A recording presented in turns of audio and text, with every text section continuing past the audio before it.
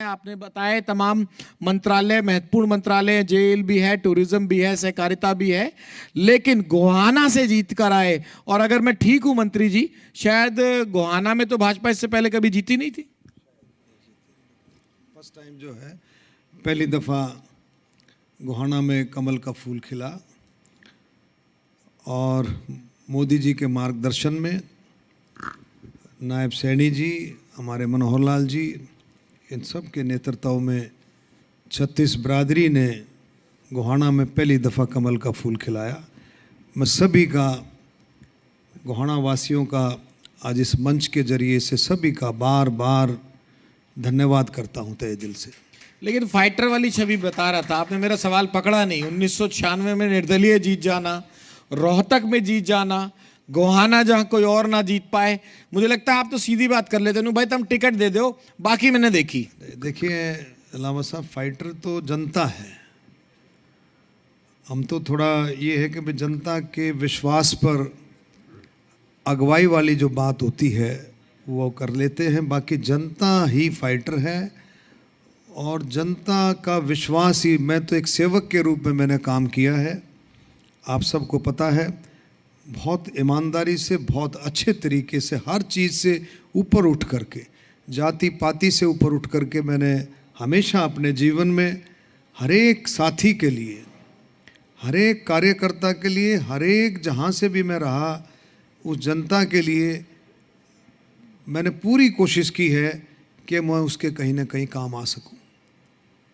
मैं सफ़र की बात तो कर रहा था, चिकित्सक के तौर पर, क्योंकि आप डॉक्टर भी हैं, उस भूमिका को कैसे देखते हैं और इसी से जुड़ा हुआ फिर राजनीति की तरफ कैसे रुख किया, थोड़ा सा बैकग्राउंड भी आ जाए, फिर राजनीति के सवालों पे आते। देखिए, डॉक्टर का जो पेशा है, डॉक्टर का प्रोफेशन भी सेवा का है, और राजनीति के प्रोफेशन को अगर हम ले, ये भी समाज सेवा का प्रोफेशन है। दोनों ही किसी भी तरह से सेवा हो। और मेरे तो परिवार में, आप सबको पता है, काफ़ी जनता जानती है, मेरे दादाजी कबीरपंथी थे, संत पंडित जानकी प्रसाद जी। उस झज्जर के इलाके में, झज्जर था, कोसली था, मातनहेल, सालावास, अकेड़ी, मदनपुर, बिरहड़, उस इलाके में मेरे दादाजी का बहुत प्रभाव था। रिटायर्ड हेडमास्टर थे। और जब मैं छोटा था, जब देखता था कि जो सेवा भाव का सिलसिला था हर बिरादरी के, आप सबको पता है, कबीरपंथी एक तारे वाला सत्संग, कबीर साहब की वाणियों की शब्द कीर्तन सत्संग, वो गरीब से गरीब के घर में एक तारे वाला सत्संग मेरे दादाजी जाते थे, रिटायर्ड हेडमास्टर थे। और उनका वो प्यार, प्रेम, उनका भाव, मेरे पिताजी, मेरी माताजी, मेरे परिवार में वो पूरा एक होता है संस्कार, जो है संस्कार जन्म से है। तो वो जो भाव बना है, मैं कहता हूँ उसी भाव को चलते हुए, उसी भाव को आगे बढ़ाते हुए हम आगे बढ़े। उस सेवा भाव को, शायद वही एक कारण रहा होगा, हम निर्दलीय भी चुनाव जीते, हम करनाल से भी 2 दफ़ा रहे, और रोहतक से भी, जो है उसी भाव के चलते, सेवा भाव, कि उस भाव में 36 बिरादरी छुपी है। वो भाव जाति पाति नहीं देखता, वो भाव ऊंच पाँच नहीं देखता, वो देखता है सबके साथ प्यार प्रेम, सबका साथ, सबका विकास, इसमें कोई दो राय नहीं। तो उसी भाव को चलते हुए मैं समझता हूँ कि उनका आशीर्वाद जो है ज़्यादा काम आया और काम आता ही रहेगा। उनके आशीर्वाद से हम आगे बढ़े और फिर जनता को विश्वास हुआ कि इस परिवार में जाति पाति नहीं है, ये परिवार सबको साथ लेकर के चलता है। और यही कारण, सबसे बड़ा कारण जो है, मैं कहता हूँ, जो दोनों प्रोफेशन तो एक हैं, लेकिन इसमें भी और ज़्यादा काम है।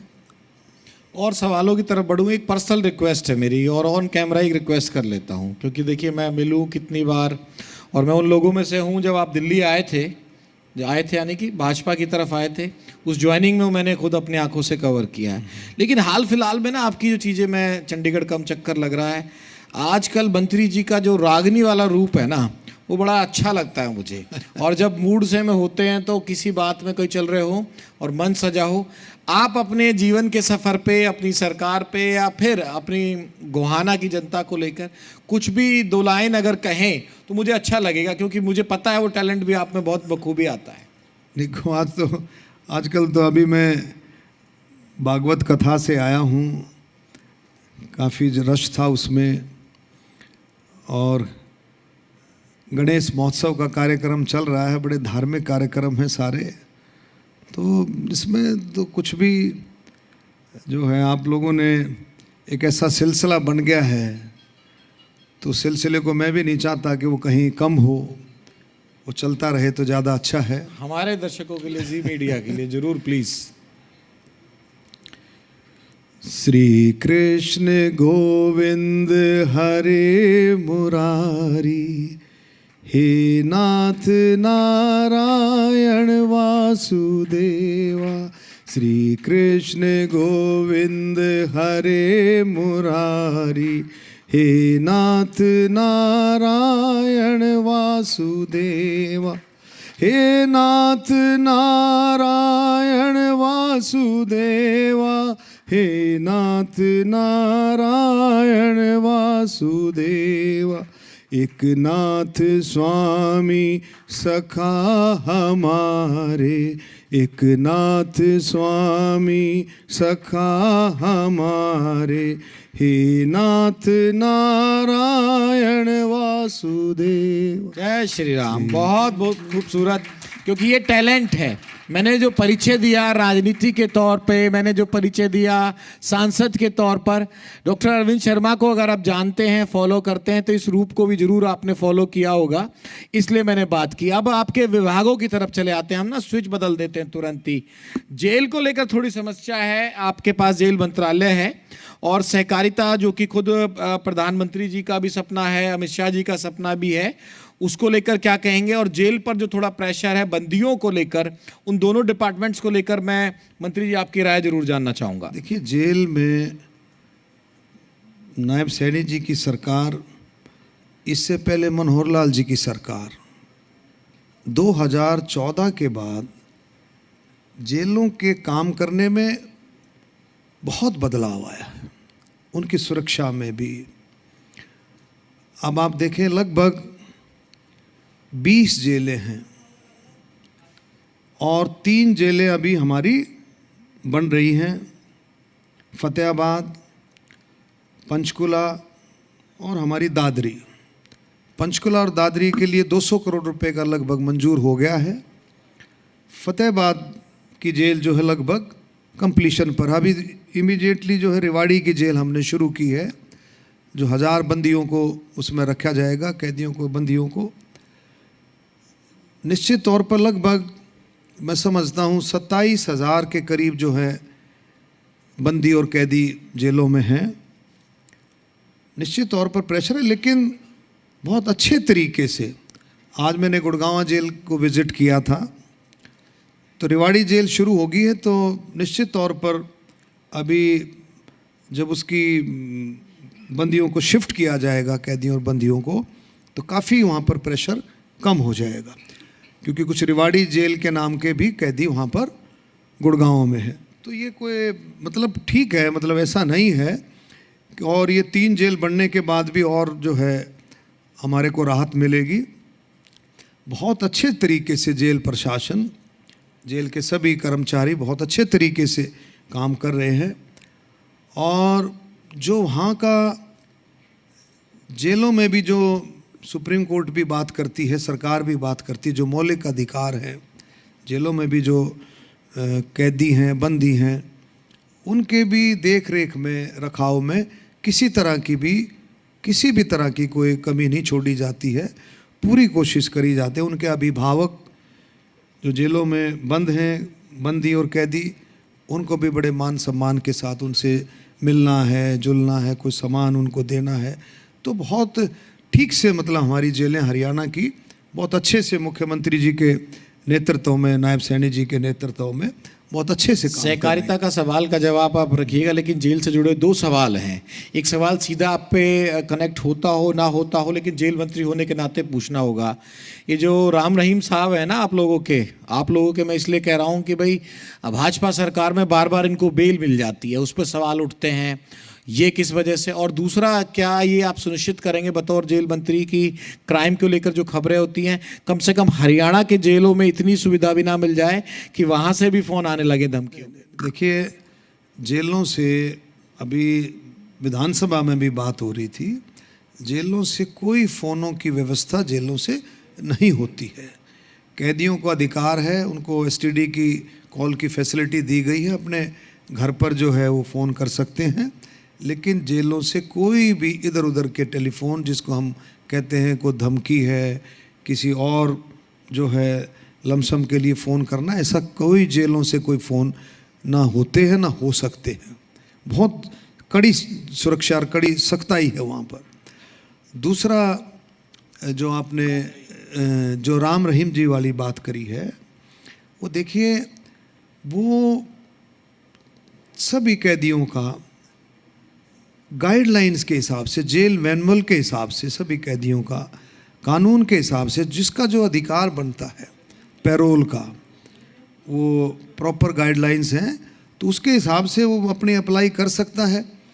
उसका जो एडमिनिस्ट्रेटिव जो पावर है वो कमिश्नर की होती है, तो कमिश्नर के पास उसकी एप्लीकेशन जाती है और साल में मेरे ख्याल में 3 दफ़ा जो किसी को पैरोल मिल सकती है, तो जो उसका पात्र है, जो उसका हकदार है। पेच यहाँ में ये फंस जाता है ना आम जनता के लिहाज से कि छोटे मोटे क्राइम में कोई बंद है, उसको मिल नहीं रहा। आपने ठीक कहा कि भाई ऐसा तो है नहीं कि दीवार कूद के भांज के आ रहा है। नहीं, मैं कंपेयर कर रहा हूँ कि बह रहे हैं कि छोटे मोटे क्राइम में कोई बंद है, उसको मौका मिलता नहीं है। सारे अधिकारों का इस्तेमाल करने के लिए बड़े लोगों को ही क्यों मौका मिल जाता है? ये जनता के जहन में एक इम्प्रेशन जरूर जाता है। नहीं लामा साहब, जब जो जेल में चला गया, जो कैदी है या बंदी है, कानून सबके लिए एक है, जेल मैनुअल सबके लिए एक है, चाहे वो बड़ा है चाहे वो छोटा है, जो कितना भी, सबके लिए बराबर है।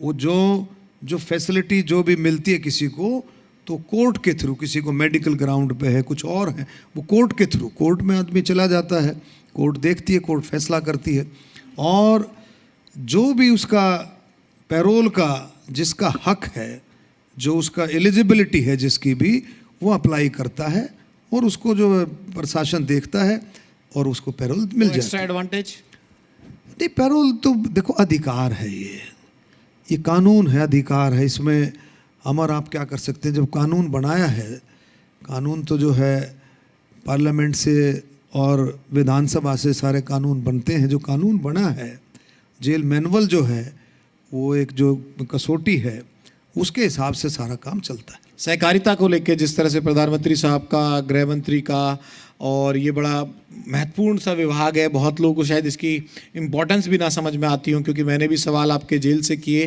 टूरिज्म पर भी आऊँगा। सहकारिता को लेकर जरूर बात कीजिए आप, क्योंकि जो आपकी केंद्र की सरकार है वो बड़ी फोकस रहती है इस कोऑपरेटिव पे। देखिए, 2021 में माननीय प्रधानमंत्री नरेंद्र मोदी जी के नेतृत्व में सहकारिता विभाग की स्थापना हुई 2021 में। माननीय अमित शाह जी को उसका मंत्रालय दिया गया, और 21 के बाद आप देखेंगे बड़े बदलाव उसके अंदर आए। अभी भी आप देखेंगे नई सहकारिता नीति लेकर के माननीय अमित शाह जी आए हैं, केंद्र सरकार, जो राज्यों में भी लागू होगी, और राज्य में भी जो अपने हिसाब से राज्य उसमें थोड़ा बहुत बदलाव कर सकते हैं। पहले जिस तरह से सहकारिता विभाग में होता था, जो पैक्सेस हैं गांव के लेवल पर, उसमें क्या रहता था कि आप लोन का आदान प्रदान कर सकते थे, बीज खाद की बिक्री कर सकते थे, ये छोटी छोटी चीज़ें उसके ज़रिए से होती थी। लेकिन अब उसका दायरा बढ़ गया है, उसका दायरा ये बढ़ गया है कि आप उसके साथ लोन और खाद बीज के साथ साथ उसमें जन औषधि केंद्र भी खोल सकते हैं, CSC सेंटर भी आप खोल सकते हैं उस पैक्स सोसाइटी के साथ साथ, पैक्स के साथ साथ। और एक और बहुत बड़ी बात जो आ रही है वो ये है कि उन पैक्सेज को, छोटे पैक्सेज को भी वेयर हाउसेज भी उनको अलॉट होंगे, उनको मिलेंगे, कि जिससे जो पीडीएस सिस्टम है हमारा वो उसी गांव में उसी नज़दीक में उसका डिस्ट्रीब्यूशन हो सके। तो बहुत बदलाव इसमें आ रहे हैं। पेट्रोल पंप आप लगा सकते हैं, गैस स्टेशन जिसको बोलते हैं, वो भी आप जो है पैक्सेज के ज़रिए से लगा सकते हैं। मल्टीपर्पज़ सोसाइटी जो है वो ये काम कर सकती है। दायरा बहुत बड़ा है, दायरा बढ़ गया है और लोगों का चाव भी बढ़ गया है कि सहकार से समृद्धि, ये हम सब जानते हैं। और माननीय प्रधानमंत्री और मोदी जी, हमारे मोदी जी का और अमित शाह जी का और नायब सैनी जी का ये भी बिल्कुल क्लियर कट विज़न है कि जो विकसित भारत 2047 के भारत में हर एक नागरिक की हिस्सेदारी हो, उसमें सहकारिता विभाग का एक बहुत बड़ा रोल रहने वाला है। हर एक नागरिक अपने आप को समझे कि आज विकसित भारत में मेरी भी हिस्सेदारी है और आत्मनिर्भर भारत में मेरी भी हिस्सेदारी है। इस सिस्टम को देखते हुए सहकारिता विभाग बहुत अच्छे से काम कर रहा है। हमने एक और काम शुरू किया है कि डिजिटलाइजेशन, कंप्यूटराइजेशन, जितने भी पैक्सेज हैं उनका कंप्यूटराइजेशन का काम भी जो है बहुत गति से चल रहा है और उसके बाद भी बहुत बदलाव होंगे।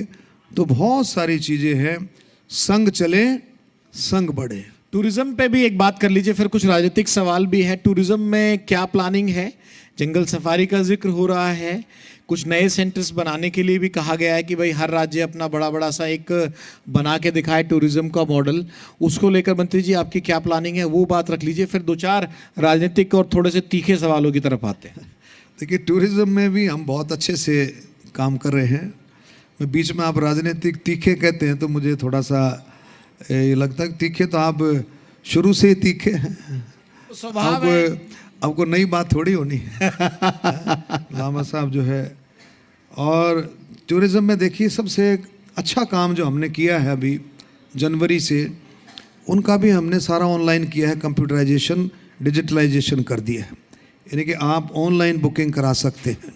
उससे बहुत लाभ हुआ है हमारे विभाग को, टूरिज्म डिपार्टमेंट को। नए सेंटर हब कुछ बनाने की कोशिश है सरकार? दूसरा नहीं, हम कर रहे हैं उसमें। पर माननीय मुख्यमंत्री जी ने अभी बजट भाषण में घोषणा की थी कि 5 टूरिस्ट कॉम्प्लेक्सेस को हम पीपी मोड पर जो है इसको शुरू करेंगे।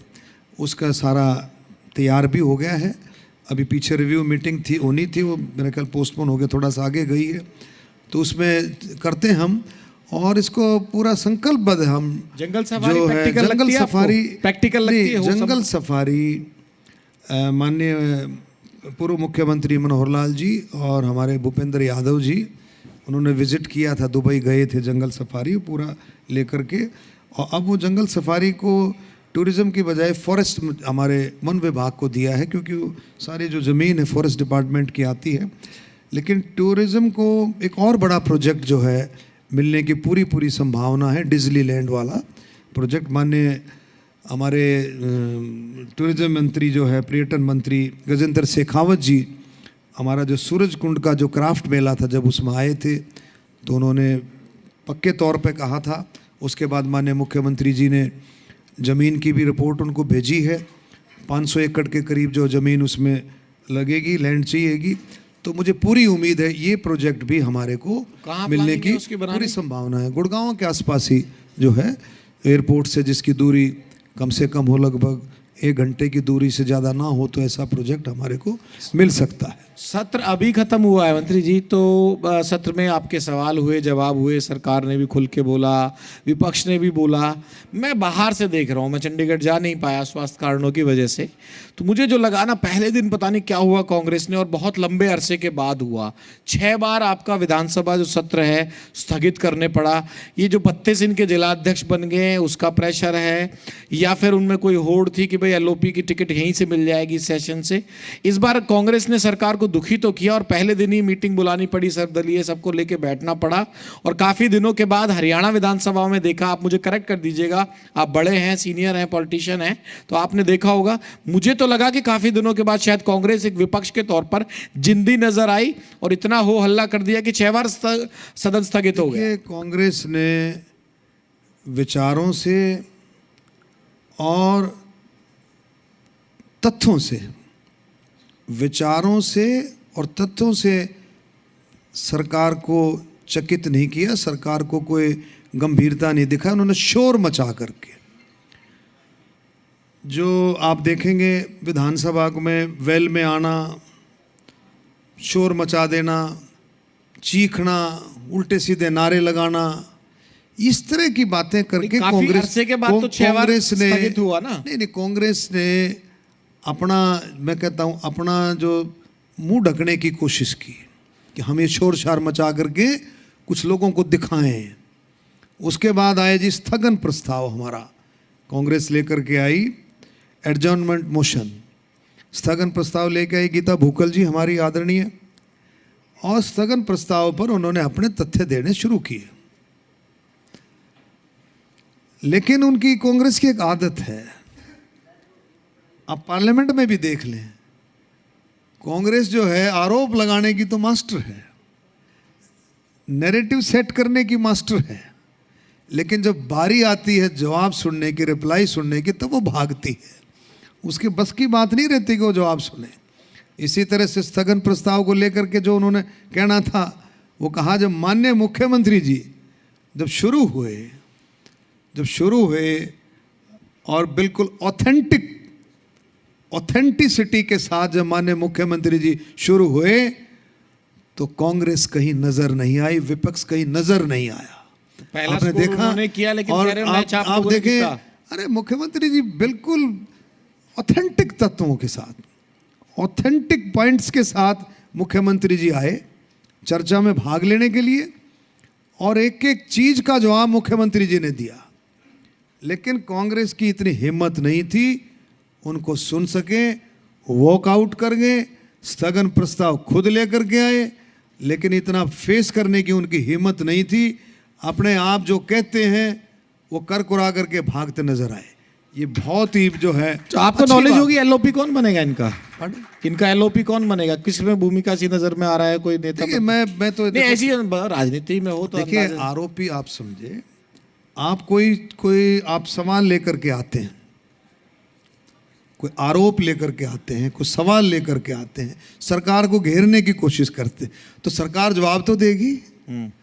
अरे भाई, सरकार जवाब तो देगी। मैं कह रहा हूं कि इनमें नेता प्रतिपक्ष कौन लग रहा था, जो ये तो है नहीं इनके पास। तो देखिए ऐसा है, वही तो एक रीजन रहा ना, जो आरोप लगाने की, जो नेता विपक्ष तो है नहीं, संभालने की बात भी नहीं है, इतना जो है अनपार्लियामेंट्री जो है, इनडिसिप्लिन जो है वो रहा। आप देखें, कुछ संभालने वाला ही नहीं, कोई रोकने वाला ही नहीं, 1 मिनट में कूद करके वेल में आ जाते हैं, कोई भी बात हो 1 सेकंड में। तो ये चीज़ें जो है ये अच्छी शोभा नहीं देती हैं। आप अगर किसी पर आरोप लगा रहे हो तो उसका रिप्लाई सुनने के लिए भी आपको तैयार रहना चाहिए। सोनीपत लोकसभा आप रहे, करनाल से 2 बार रहे, फिर रोहतक से रहे, अब गोहाना से हैं। अगर मैं करेक्ट कर दीजिएगा मुझे, तो ये 5 आप संवैधानिक पदों पे रहे। मैं पूछूं सबसे फेवरेट जगह और सबसे फेवरेट विधानसभा या लोकसभा डॉक्टर अरविंद शर्मा जी की कौन सी रही, तो कौन सा जवाब होगा आपका? देखिए ऐसा है, हरियाणा एक, हरियाणवी एक, ये सब है। तो ये सारा छोटा सा प्रदेश है हरियाणा, और मैं आपके साथ भी बैठूं 10-15 मिनट बात करूं तो आप और हम भी रिश्तेदार निकले आएंगे। तो हरियाणा में सबके आपस में भाईचारा है। रोहतक की जीत में तो स्वाद आया होगा। नहीं, प्यार प्रेम है, नहीं करेंगे जी, प्यार प्रेम है। आप तो होली है, रोहतक वाली जीत में स्वाद आया होगा। देखिए ऐसा है, चैलेंज दिया था आप, उसमें चैलेंजर की तरह गए थे, वो गढ़ नहीं ढहेगा, गढ़ नहीं ढहेगा, और मैं तारीफ कर रहा हूं मंच से आपकी। नहीं देखो, सुनो, चैलेंज देखो, मैंने कभी घमंड नहीं किया लामा साहब, मैंने हमेशा सेवा भाव से काम किया है। वो जीत मीठी थी ज्यादा, और लोगों को विश्वास था। अब थोड़ा सा आ भी जाओ सर, खुल के, बहुत देर हो गई इंटरव्यू लोगों को विश्वास भी था। और देखो एक चीज और बताता हूं, अब की बार 2024 में भी हमारे को 4,54,000 वोट मिले, 24 में भी। आप समझते हैं उन्होंने क्या? मैं आपकी तारीफ कर रहा हूं, आप तारीफ ले नहीं रहे। मैं कह रहा हूं कि उस सीट पे कई योद्धा आजमा के देख लिए। डॉक्टर अरविंद शर्मा जी जीते, रोहतक जिसे गढ़ कहा जाता है हुड्डा परिवार का। मैं सीधे सीधे आ जाता हूं, दीपेंद्र की सबसे स्ट्रॉन्ग सीट, और उस सीट पर तो वो जब बैड पे थे एक बार MP साहब, जब भी वो जीत गए थे। लेकिन डॉक्टर अरविंद शर्मा ने ऐसा फार्मूला लगाया कि वो जीत कर आए। तो मैं यही तो पूछ रहा हूँ कि वो बाकी जीत भी, मैं तो सोनीपत की जीत को भी कम नहीं आंकता मैं फिर कहता हूँ, क्योंकि आप निर्दलीय सांसद बन गए थे। ऐसा है लामा साहब, आज मैं फिर मंच के जरिए से कह रहा हूँ, 2024 में भी हम जीतते। रोहतक की जो सीट है वो 100% भारतीय जनता पार्टी की सीट है। उस पर अगर थोड़ा सा काम किया जाए तो मैं कहता हूं कांग्रेस कहीं टिकने वाली नहीं है, वो सीट ही भारतीय जनता आप कर रहे हो काम रोहतक पे? मैं तो करता ही रहता हूँ। आप कर रहे हो? मैं तो जाता ही रहता हूँ, मेरे को पार्टी ने जिम्मेवारी दी है। अब गढ़ी सांपला कलोई की जो है जिम्मेवारी दी है मेरे को, भेज दिया आपको तो उनके तो आमने सामने की करो। नहीं कोई बात नहीं, कोई नहीं, आमने सामने की सेवा है हमारी। तो लेट्स सी। एक सवाल और है सर, जितना मुझे राजनीति हरियाणा की है 20 साल हो गए, ज़्यादा लंबा समय तो हुआ नहीं। एक दौर वो भी था जब डॉक्टर अरविंद शर्मा बीएसपी में जब थे, प्रदेश अध्यक्ष थे शायद, अगर मैं सही हूँ करेक्ट कर दीजिएगा। बतौर सीएम कैंडिडेट भी आपको उस पार्टी की तरफ पे उतारा गया था, वो दौर था। उसके बाद सफ़र लंबा चला, फिर बीजेपी में आए। और मैं तारीफ़ करता हूं कि अलग अलग लोकसभाओं से ही नहीं, जब भाजपा में आए तो मुझे कोई ऐसा विवाद आपके साथ नज़र नहीं आता जो आपने पार्टी लाइन से हटके कहा हो। उस दौर को जब याद करते हैं तो वो भी एक बड़े चेहरे के तौर पर आप पूरे प्रदेश के सामने आए थे उस समय। भले ही वो पार्टी उतनी सक्षम थी नहीं प्रदेश में या जैसे भी, लेकिन एक पीक तो आपने वो भी देखा है। देखिए ऐसा है, मन में भाव क्या है? मन में भाव लोगों की सेवा का, हरियाणा के विकास का है। हरियाणा का विकास हो, और हरियाणा के विकास के लिए, लोगों के कामों के लिए, अपने कार्यकर्ता, अपने प्यारे साथियों के लिए, आम जनता के लिए, 36 बिरादरी के लिए हमने मोदी जी के साथ जो है जुड़ कर के काम करने का मन बनाया, और उसमें हमारे को कामयाबी मिली। और मैं तो परमपिता परमात्मा से यही प्रार्थना करता हूँ, 17 तारीख को मोदी जी का जन्मदिन है। परमपिता परमात्मा मोदी जी को अच्छा स्वास्थ्य, और इसी तरह से अब तो वो देश की सेवा करते। सुनिए ना, सवाल बढ़िया है ये, सवाल बढ़िया है ये। अब तो ऐसे वो भी आ रहे हैं कि 75 वाला रहेगा नहीं। मोहन भागवत जी का जो इंटरव्यू मैं सुन रहा था, जो उन्होंने व्यक्तित्व दिया है, अब ये कह रहे हैं कि भाई जो फिट है वो हिट है। ऐसा भी था, पहले 75 वाला फार्मूला लगा देते थे, सब डरे रहे थे कि अब टिकट कटेगी, अब क्या होगी। अब बहुत बड़ी बात आई। तो हाल फिलहाल में अगर मैं उसे डिकोड कर पाया हूँ तो मुझे तो ये लग रहा है कि भाई जो फिट है वो हिट है। लेकिन एक चीज़ और है लामा साहब, जब 75 की बात आती है, मोदी जी तो लगते ही 50 के हैं। मोदी जी तो 75 के हैं ही नहीं। मोदी जी को कौन कह सकता है? उनकी इतनी एनर्जी, इनका इतना काम करने की क्षमता, कुछ 40-50 साल का नौजवान युवक वो इतना काम नहीं कर सकता जितना काम मोदी जी, आज भी मोदी जी करते। परिहार की तरफ लौटते हैं, जो जमीन वाला मामला था वहाँ तमाम चीज़ें चली, लेकिन बीच में अभी पिछले दिनों 1-2 महीने मेरे ख्याल से गुजरे हैं, एक बड़ा कार्यक्रम आपने किया। और इनके कार्यक्रम की खूबी ये रही कि उसमें सीएम साहब तो थे ही, बाकी लोग भी आए और अक्रॉस द कास्ट भी लोग आए। एक बड़ा मैसेज आपने वहाँ से भी दिया। ठीक है, आप कहते हैं कि सब कबीरपंथी हैं तो वो बात नहीं आती, लेकिन ब्राह्मण राजनीति का भी कहीं ना कहीं एक चेहरे के तौर पर एक वैक्यूम बनता रहता है समाज में, और हर तरह की राजनीति होती है। वहाँ से एक बड़ा मैसेज दिया, और सबसे अच्छी बात ये रही वहाँ आपके कार्यक्रम में कि बड़ा कार्यक्रम सफल रहा। और जैसा मैं कह रहा हूँ, उस मंच पर आपने कास्ट के हिसाब से ही नहीं चुना, तमाम लोगों को भी बुलाया था। देखिए, मैंने पहले भी कहा है, वो जो मंच था, भगवान परशुराम जी का जन्मोत्सव हमने मनाया था, लेकिन 36 बिरादरी के साथ। और उस समय ऑपरेशन सिंदूर हुआ, हमारे सैनिकों के सम्मान के लिए भी वो था, सैनिकों के सम्मान के लिए भी था। और सभी बिरादरियां निकल कर के आई। तो मैं कहता हूं हमेशा कि जितने भी महापुरुषों की जयंतियां हैं, सब मिलकर के मनाएं। आप कश्यप ऋषि जी की जयंती मनाई थी, और भी डिफरेंट जयंतियां मनी। तो हम सब चाहते हैं कि सब जयंतियां सब इकट्ठे मिल कर के मनाएं, और उसी संदर्भ में ये काम हुआ। मैं पूरे हरियाणा की जनता का भी इस बारे में मैं धन्यवाद देता हूं, माननीय मुख्यमंत्री जी का भी, कि उन्होंने आकर के जो गौड़ ब्राह्मण विद्या प्रचारणी है, उसका जो बहुत 50 साल के बाद जो है पत्थर लगाने का जो सिलसिला, रखने का सिलसिला शुरू हुआ, और 4 जो है वो कामों के लिए उस दिन पत्थर लगे और बहुत जल्दी उस पर काम शुरू होगा। और मैं ये इसको मैं अच्छा मानता हूँ, बहुत अच्छे से हुआ ये सारा काम। सर एक जैसे ना बायोडाटा होता है, उसमें चेकलिस्ट होती है, ये जीत लिया, ये कर लिया। मैंने लगातार बार बार कह ही रहा हूँ, सांसद मंत्री भी बने हैं और विधानसभा भी। अगर मैं सीधे तौर से पूछूं और सीधे सीधे खुल्लम खुल्ला आ जाऊं, क्या अरविंद शर्मा जी खुद मानते हैं कि वो सबसे बड़ा ब्राह्मण चेहरा है हरियाणा की राजनीति का? वजह मैं इसलिए कह रहा हूँ कि कोई जीतता है एक विधानसभा से, कोई जीतता है एक लोकसभा से। सोनीपत आ गया, करनाल आ गया, रोहतक आ गया और अब तो गोहाना भी आ गया। अब क्या रह रहा है उस चेकलिस्ट में कि अरविंद शर्मा जी इस प्रदेश के सबसे बड़े ब्राह्मण लीडर हैं जो हाल फिलहाल में 10-20 साल में देखें या ग्रो करके इस राजनीति में रहे हों। देखिए ऐसा है, ये तो अपने मुंह मियाँ मिट्ठू बनने की बात है, तो लोग डिसाइड करते हैं, लोग फैसला करते हैं। दूसरा, लामा साहब मैंने कहा जैसे गौ माता के अंदर 33 करोड़ देवी देवताओं का वास है। हमारे सोनीपत क्षेत्र में यूनिवर्सिटी में स्पोर्ट्स यूनिवर्सिटी एक और कदम आगे लिया है हम नायब सिंह सैनी जी की सरकार ने। तो ये सारे के सारा आप देखें, IMT आ गया, IMT तो मतलब ये इंडस्ट्रियलिस्ट की जो है, उद्योगपतियों की भी सोनीपत अच्छी चॉइस जो है, फर्स्ट सेकंड चॉइस जो है बनती जा रही है। मैं कह रहा हूँ ये फर्स्ट चॉइस, गुड़गांव के बाद फर्स्ट चॉइस है सोनीपत में हमारे को हम अपना इस्टेब्लिश करें। तो सोनीपत बहुत आगे बढ़ रहा है और आने वाले समय में और आगे बढ़ेगा, क्योंकि कनेक्टिविटी अपना KMP है। KMP देखें, आपका कुंडली, ये आपका गाजियाबाद वाला ये है, मेरठ वाला रोड है, आपका ये जो जम्मू कटरा हो गया। तो ये बहुत अच्छी जो द्वारका वाला जो मोदी जी ने शुरू किया है, ये इससे सारी कनेक्टिविटी ऐसा हो गया है कि सोनीपत में लोग आना पसंद करते हैं।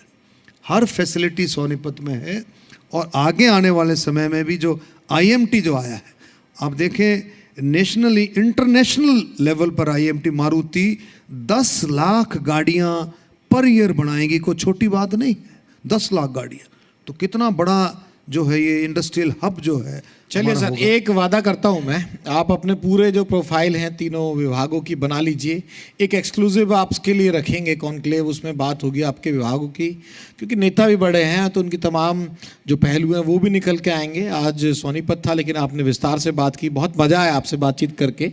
एक मंत्री होना, विधायक होना तो अलग बात होती है, लेकिन जो नेता होता है वो नेता होता है, मजा हुआ नेता। और मैंने तारीफ की आपकी, बड़े काम से हो गए हैं, 2-3 इधर के सवाल भी हुए, लेकिन चेहरे से स्माइल नहीं गई। आपको पता है कि सामने वाला जो इंटरव्यू करने वाला है वो थोड़ा इधर उधर तो जाएगा ही जाएगा, आपने पहले ही वो भांप लिया। बहुत मजा आया सर आपसे बातचीत करने में, बहुत बहुत शुक्रिया।